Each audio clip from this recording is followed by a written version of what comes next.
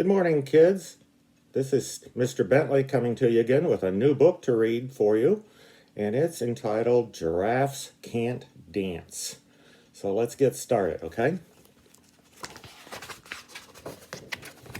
Giraffes can't dance.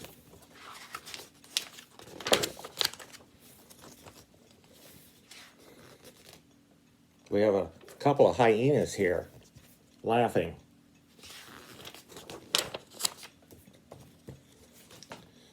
Gerald was a tall giraffe whose neck was long and slim, but his knees were awfully crooked and his legs were rather thin.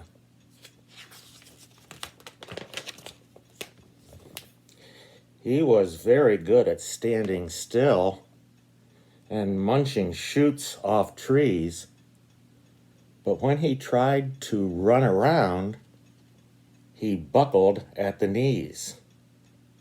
You can see he fell down there, didn't he? Now, every year in Africa, they hold the jungle dance, where every single animal turns up to skip and prance.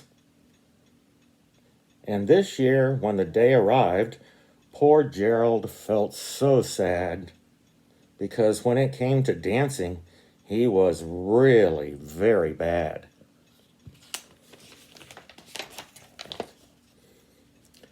The warthogs started waltzing, and the rhinos rocked and rolled. The lions danced a tango and was elegant and bold.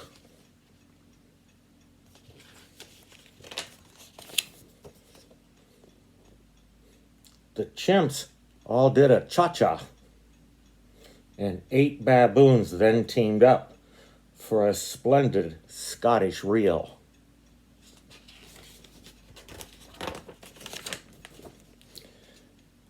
Gerald swallowed bravely as he walked towards the floor, but the lions saw him coming, and they soon began to roar.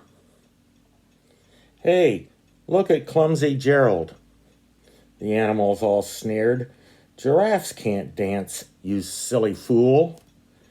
"Oh, Gerald, you're so weird." Gerald simply froze up. He was rooted to the spot. "They're right," he thought. "I'm useless. Oh, I feel like such a clot." So he crept off from the dance floor, and he started walking home. He'd never felt so sad before, so sad and so alone.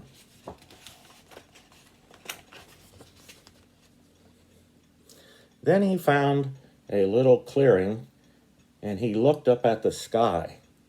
"The moon can be so beautiful," he whispered with a sigh.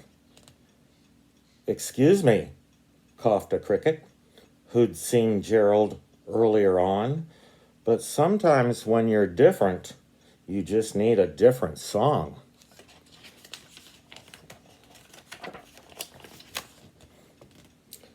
Listen to the swaying grass and listen to the trees. To me, the sweetest music is those branches in the breeze. So imagine that the lovely moon is playing just for you. Everything makes music if you really want it to.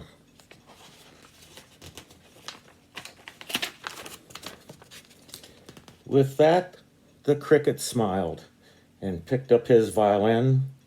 Then Gerald felt his body do the most amazing thing. His hooves had started shuffling, making circles on the ground. His neck was gently swaying, and his tail was swishing round. He threw his arms out sideways, and he swung them everywhere. Then he did a backward somersault and leapt up in the air.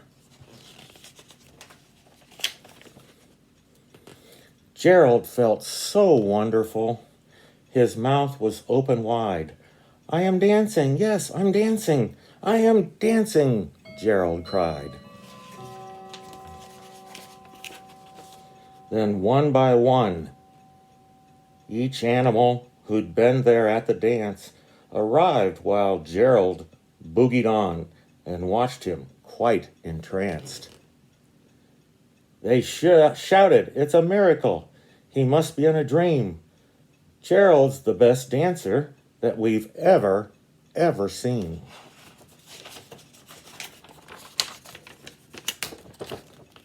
How did you learn to dance like that? Please, Gerald, tell us how. But Gerald simply twirled around and finished with a bow.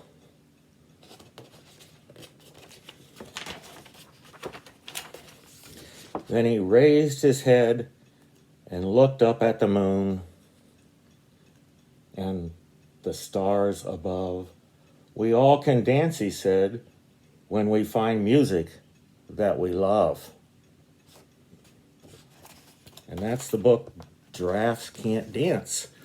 And I will be back with you very soon with another book. So take care, stay healthy, and we'll see you soon.